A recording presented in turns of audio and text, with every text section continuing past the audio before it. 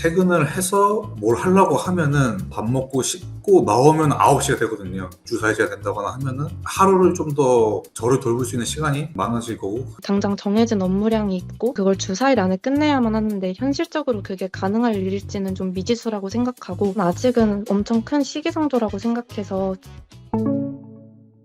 우리는 OECD 평균보다 한 달 이상 더 일하고 있습니다. 주 4일 근무 국가로 나아가야 합니다. 월요일부터 목요일까지 하루 1시간씩 더 일하고 금요일에는 4시간만 근무한 뒤 퇴근하는 방식입니다. 조기 대선을 앞두고 거대 양당에서 주 4일제 혹은 4.5일제를 주요 정책 방향으로 언급하며 많은 기대와 우려를 낳고 있습니다. 주 4일제가 도입되길 바라는 사람들의 목소리가 제법 두드러지는데요.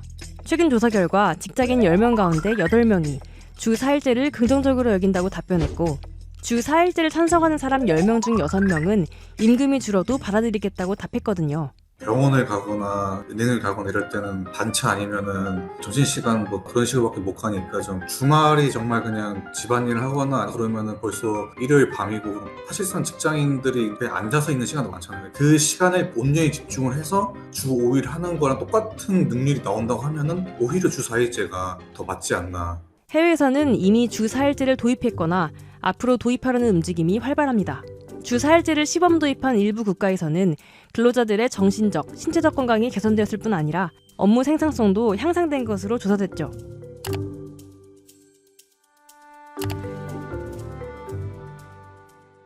문제는 이게 우리나라에서도 가능하냐는 건데요. 주 4일제라면 그 날에 더 노동을 하고 싶은 노동자에게 권리 침해가 될 수도 있다고 생각해요. 그걸로 인해 생계가 어려워질 수도 있는 중소기업들도 분명히 존재하기 때문에 우리나라하고 좀 차이점이 있는 게요. 노동 생산성이 굉장히 높아요. 노동 생산성. 노동자 1인이 일정 기간 동안 산출하는 생산량 또는 부가가치를 뜻하는데요.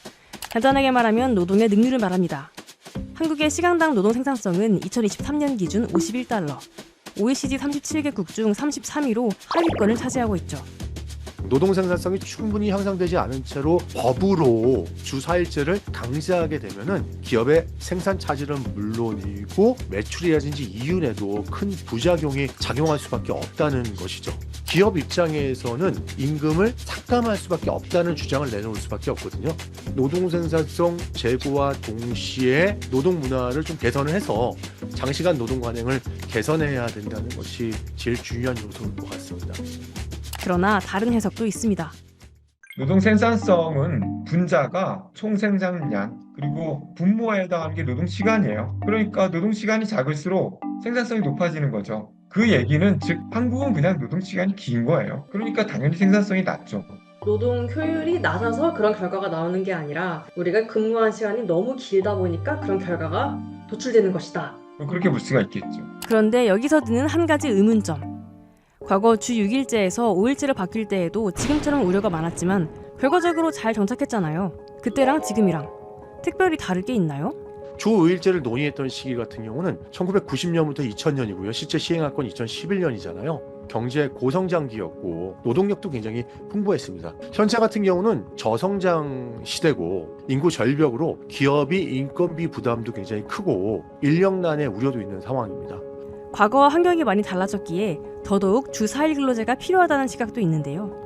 그 당시에 우리가 생산했던 것과 지금 우리가 생산하는 건 좀 다르다고 생각을 합니다. 그 당시에는 저희들이 저임금을 바탕으로 해서 제조업에 집중을 많이 해서 썼죠. 지금은 오히려 우리가 어떻게 하면 고부가가치 상품을 만들어낼 수 있을지, 어떻게 하면 창의적인 인재를 양성할 수가 있는 건지 이런 질적인 측면에 조금 더 집중을 해야지 양에 집중해서는 안 되고, 그런 측면에서 보자면 주 4일제에 대한 논의들은 긍정적인 측면도 분명히 있다라고 봅니다.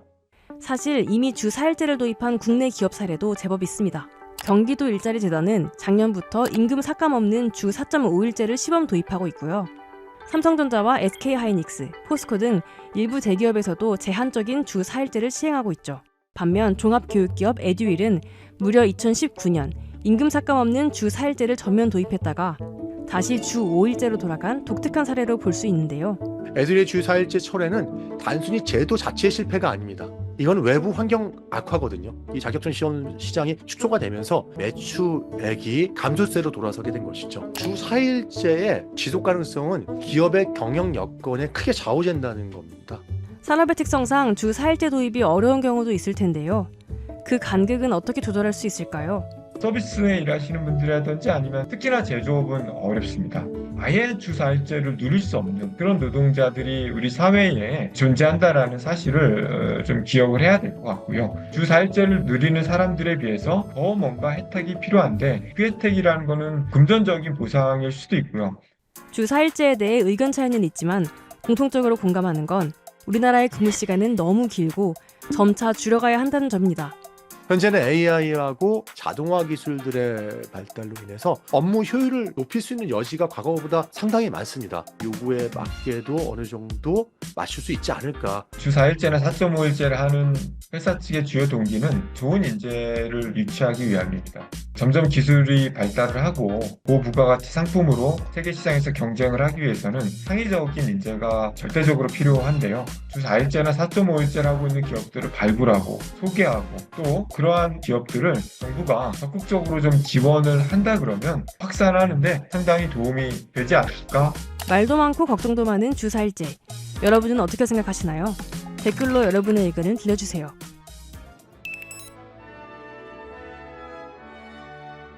대통령으로서의 직책을 성실히 수행할 것을 국민 앞에 엄숙히 선서합니다. 2025년 6월 4일 대통령 이재명. 기업 발전과 노동 존중은 얼마든지 양립할 수 있습니다. 지속 가능한 일과 삶의 조화, 일하는 모든 사람이 주인공. 이 두 가지를 줄곧 강조해온 이재명 당선인. 이제 일하는 우리들의 삶은 과연 어떻게 바뀔까요? 세계에서 가장 오래 일하는 대한민국 노동자들의 노동 시간을 줄이고 이재명 당선인은 2030년까지 한국인 평균 노동 시간을 OECD 이하로 단축해야 한다고 주장했는데요. 주 4.5일제를 도입한 기업에게 확실한 지원을 하는 등 기업과 함께 노동 시간을 줄이겠다는 것, 법정 근로 시간을 단계적으로 줄여 장기적으로는 주 4일제로 나아가야 한다고 말했습니다. 장시간 노동과 공짜 노동의 원인으로 지목되어 온 포괄임금제 관련 공약도 밝혔는데요. 포괄임금제는 연장근로, 휴일근무수당 등 각종 수당을 미리 정한 후 임금에 포함해 지급하는 제도인데 이재명 당선인은 임금이 줄어드는 등 근로조건의 불이익 없이 포괄임금제 시행을 검토하겠다고 말했죠. 구체적으로는 실제 근로시간 기록을 의무화하겠다는 겁니다. 노동시간을 단축하기 위해 휴가제도를 개선하겠다는 공약도 있는데요. 현재 한국은 유급 연차 휴가가 15일이지만 선진국 평균인 20에서 25일 정도로 확대한다는 것이죠. 또한 연차 휴가 저축 제도를 도입해 사용하지 못한 휴가를 3년 안에 사용할 수 있도록 한다는 것이죠. 이재명 당선인이 공약으로 내세운 상병수당. 상병수당이란 근로자가 업무 외 질병으로 경제활동이 불가한 경우 치료에 집중할 수 있도록 소득을 보장한 제도인데요. 일각에서는 아프면 쉴 권리를 단순히 쉬는 것을 넘어 생계를 유지하는 기본권으로 보기도 하는데요. 이재명 당선인은 시범 사업 중인 상병수당을 점차 확대해 누구나 아프면 걱정 없이 쉴 수 있도록 한다고 밝혔습니다. 또 하루 최대 근로시간을 정해 국가가 과로사 예방에 의무를 지겠다고 약속했습니다. 일부 국가들에서는 이런 경우는 실질적으로 노동자를 보호하자 이런 제도들도 도입하는데 우리가 좀 많이 늦은 것 같습니다. 플랫폼 노동자, 프리랜서, 특수고용직, 자영업자 등 근로기준법의 사각지대에 있는 사람도 일하는 사람이면 누구나 권리를 보장받을 수 있게 법 제도를 개선한다는 겁니다. 공정한 보상과 안전하고 건강한 노동환경, 고용산재보험 등 사회보장, 차별과 괴롭힘을 받지 않을 권리 등을 반드시 보장하겠다고 했습니다. 2025년 6월 4일 새롭게 시작된 이재명 정부. 한국의 직장인들에게 어떤 변화를 일으킬지 궁금해집니다. 꼭 이루어졌으면 하는 변화는 무엇인가요? 댓글로 여러분의 생각을 남겨주세요. 이제 4일 근무를 하고 나서부터는 아이가 뭐 병원에 가야 된다. 그럼 제가 데리고 가고 또 은행 업무나 다른 관공서 업무를 볼 때는 편하게 일을 볼 수 있고 조금 더 효율적인 업무를 시간 내에 할 수 있게 변한 것 같습니다. 저희가 주사일을 경험해보고 저의 예전을 돌아봤을 때는 조금 루즈하게 업무를 했었나? 라는 생각이 들 정도였긴 했고요. 직장인의 꿈과도 같은 적게 일하고 많이 벌기. 머지않아 현실이 될지도 모르겠습니다. 경기도가 올해부터 민간 기업을 대상으로 주 4.5일제를 시범 운영한다고 합니다. 주 4.5일제, 주 4일제 등 법정 근로시간을 단축하자는 논의는 몇 해 전부터 최근까지 꾸준히 이어져 오고 있습니다. 과거 우리나라는 아주 오랫동안 주 6일제라는 초장시간 노동체제를 유지하고 있었습니다. 한 달 중 제대로 쉴 수 있는 날은 닷새 정도로 당시 노동자들의 업무 강도는 매우 높았고 보다 나은 삶을 위해 노동체제를 바꿔야 한다는 이야기가 등장하기 시작했죠. 치열한 논의 끝에 2004년 근무일수를 하루 줄인 주 5일제 시대가 본격 도래하게 됩니다. 그래서 더 나아졌냐고요? 그로부터 약 20년이 지난 지금 한국은 여전히 OECD 38개 국가 중 6번째로긴 1인당 연간 노동시간을 기록 중입니다. 이는 OECD 평균보다 130시간이나 긴 시간입니다. 이렇듯 장시간 노동이라는 오랜 관행도 있거니와 AI, 로봇 등 산업구조 전환과 인구 감소, 초고령 사회 등 인구 구조의 변화로 노동환경 변화에 대한 목소리가 커지고 있습니다. 이러한 흐름 속에서 주목받는 대안이 바로 주 4.5일제, 주 4일제인 것이죠. 저는 코아드 전략기획실 정의실 팀장이라고 합니다. 저희 코아드는 자동문 전문 회사이고요. 제조기업으로서 다양한 종류의 자동문을 제작, 설치하고 있는 기업입니다. 저희는 총 12개월 중에 4개월은 주 5일을 하고 있고요. 나머지 8개월은 주 4일제를 진행하고 있습니다. 저희 대표님께서 먼저 제안을 해주셨고요. 사실은 저희가 맨 처음에 시작할 때만 해도 제조업에서 주 4일제는 없는 상황이었고 이게 될까? 야근의 연속이지 않을까라는 염려도 사실은 있었어요. 대표님께서 가장 1번으로 생각하시는 게 많이 벌고 많이 쉬자라는 게 있으세요. 그래서 어떻게 하면 방법을 할 수 있을까를 저희한테 오히려 역으로 제안을 달라고 하셨어요. 담당자들이 어떻게 하면 이 시간을 효율적으로 운영할 수 있는지에 대한 아이디어 회의를 굉장히 많이 했고요. 그리고 나서 지금은 정착을 해서 주 4일제를 무난하게 하고 있습니다. 저는 코아드 오버헤드 제조팀에서 근무하고 있는 이용신 팀장입니다. 산업용 오버헤드와 차고문 오버헤드 제조를 맡고 있습니다. 결혼을 하고 아기도 이제 2명 있습니다, 지금. 첫째가 이제 6살이고요. 둘째가 이제 돌 갓 지났습니다, 이제. 아이들이 이제 감기가 걸려서 병원에 가야 되거나 할 때는 그런 부분에서 이제 같이 일하는 동료들에게 좀 미안함이 좀 있었는데 4일제를 하고 나서부터는 그런 거 없이 그럼 제가 데리고 가고 또 은행 업무나 다른 관공서 업무를 볼 때는 중간에 얘기를 하고 나가거나 연차를 쓰고 나가야 되는데 이제 4일 근무를 하고 나서부터는 개인 업무를 볼 수 있는 시간이 많아서 정말 좋은 것 같습니다. 아무래도 첫째 아이가 조금 크다 보니까 이제 유치원 끝나고 하원을 할 때 아빠가 나오고 이제 다른 아빠들은 이제 할 수 없는 걸 하는 거잖아요. 그 행복감이 정말 큰 것 같아요. 아빠가 나갔을 때 아빠 하면서 이게 뛰어오는 그 모습을 볼 때 아 진짜 이래서 4일제가 정말 좋다라는 생각을 하고 있습니다. 5일제로 다시 돌아간다면요. 5일제로 돌아간다고 하면은 아무래도 현실적으로 육아 부분이나 와이프가 많이 힘들어할 것 같아요, 지금. 근무 시간이 단축된 덕에 일과 삶의 균형을 맞추고 있는 두 직원. 업무에는 문제가 없을까요?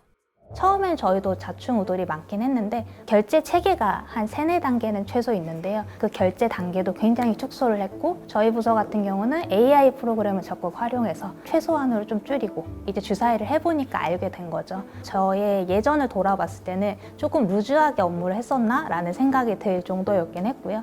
아무래도 제조업이라는 특성상 자재 발주를 하는 경우에 이게 사이즈 치수가 오류가 나서 재제작을 해야 되는 상황도 있고 4일제를 하기가 이게 쉽지 않은 상황인데 주 4일제를 진행하기 위해서 MES라는 스마트 팩토리를 도입을 해서 그런 불량률도 줄어들고 더 안정적으로 이게 시스템이 갖춰져 있어서 오히려 업무 효율이 더 높아져요. 제조하는 입장에서는 더 편하게 진행을 하고 있습니다. 이들의 이야기만 들으면 주 4.5일제나 주 4일제가 머지않은 미래의 일처럼 느껴지지만 사실 모든 기업이 이렇게 우수한 환경을 구축할 수 있는 것은 아닙니다. 기업이라는 조직의 핵심 목표 중 하나가 생산성인 만큼 근무 시간 단축에 대한 여러 우려가 뒤따를 수밖에 없죠. 그래서 등장한 것이 바로 경기도의 4.5일제 시범 사업입니다. 경기도는 오는 3월 12일부터 공모를 통해 도내 민간기업 50여 개를 선정해 임금 축소 없는 노동시간 단축 시범 사업을 실시할 계획입니다. 그런데 왜 하필 경기도일까요? 경기도의 노동시장은 대한민국 노동시장의 축소판이자 테스트 베드입니다. 경기도는 제조업부터 IT 산업까지 다양한 업종에서 수많은 기업과 노동자가 일하고 있는 곳입니다. 김동연 지사는 경기도가 앞장서서 급변하는 노동의 형태, 일의 미래 등 다가올 변화에 대비할 필요가 있다고 말하며 이번 사업의 의의를 밝혔죠. 물론 지자체의 주도로 주 4.5일제를 도입하는 것은 이번이 처음은 아닙니다. 하지만 그간의 도입 사례들은 공공기관 근무자, 육아기 근무자 등 일부 대상에게만 적용되는 제한적인 형태였기 때문에 완벽한 주 4.5일제라고 부르기엔 무리가 있었죠. 경기도의 이번 시범사업은 직종, 직급을 불문하고 한 기업에서 일하는 모든 노동자의 근무 시간을 단축하는 것이 지원 조건이자 목표. 선정된 기업은 각자 상황에 맞게 근무 시간 단축 요령을 선택할 수 있습니다. 경기도는 노동자에게 월 26만 원, 경기도 생활임금 수준의 장려금을 지급할 예정이며 기업에는 업무 프로세스 및 생산 공정 개선을 위한 컨설팅과 근태관리 시스템 구축을 지원할 예정입니다. 또 사업이 종료된 후에도 성과평가와 근무시간 단축 유지 여부를 추적조사하는 등 지속적인 모니터링을 진행할 계획입니다. 다만 이번 사업은 말 그대로 시범사업, 지금 당장 주 4.5일제를 강제하는 것이 아니라 한시적으로 제도를 도입해 효과성을 분석하는 실험인 셈이죠. 해외에서도 근무시간 단축의 효용성을 파악하기 위해 실험을 한 여러 사례가 있는데요. 미국 캐나다 소재 기업 38개, 영국 기업 50여 개가 참여한 6개월간의 주 4일제 실험이 대표적인 사례입니다. 그런가 하면 스페인 발렌시아에서는 시 주도하에 도시 전체의 임금 노동자를 대상으로 한 달간 주 4일제를 운영한 바 있고요. 아이슬란드에서는 약 2년간 전체 노동인구의 1%의 근무 시간을 단축하는 국가 단위 실험을 하기도 했습니다. 세 실험 모두 결과는 긍정적이었죠. 다만 지속 가능한 정책 추진을 위해서는 더욱 면밀한 검토가 필요하다는 목소리도 나오고 있습니다. 일부 사례를 근거로 삼기보다는 신중하게 전반적인 산업과 근로환경을 반영해야 한다는 거죠. 보다 효율적인 노동환경을 위해 여러 시도들이 이루어지는 가운데 가까운 미래의 주 4.5일제는 우리의 일상이 될 수 있을까요? 책임감도 있어야 되고 내가 해야 되는 업무의 양도 딱 정확하게 지켜줘야 되고 같이 일하는 동료들이랑 협업도 돼야 되고 내부적으로 시스템이 탄탄하게 구축이 되어 있어야지 4일제가 안정화가 될 것 같습니다. 본인이 할 업무는 사실은 5일이든 4일이든 정해져 있거든요. 그거는 그 본인만 알고 있기 때문에 내가 어떻게 이 업무를 적용하는지에 따라서 이게 실현이 될 것 같고요. 담당자들이 어떻게 이 업무를 조금 더 심화적으로 보고 어떻게 효율적으로 바꿀 수 있는지만 그 방식만 찾아가고 목표를 향해서만 지치지만 않으신다면 하실 수 있지 않을까. 저희가 경험을 해봤으니까요. 네. 이번 영상을 만든 PD가 추천하는 영상도 보고 가세요. 스브스 뉴스의 다른 영상을 즐기시려면 구독 버튼을 꼭 눌러주세요.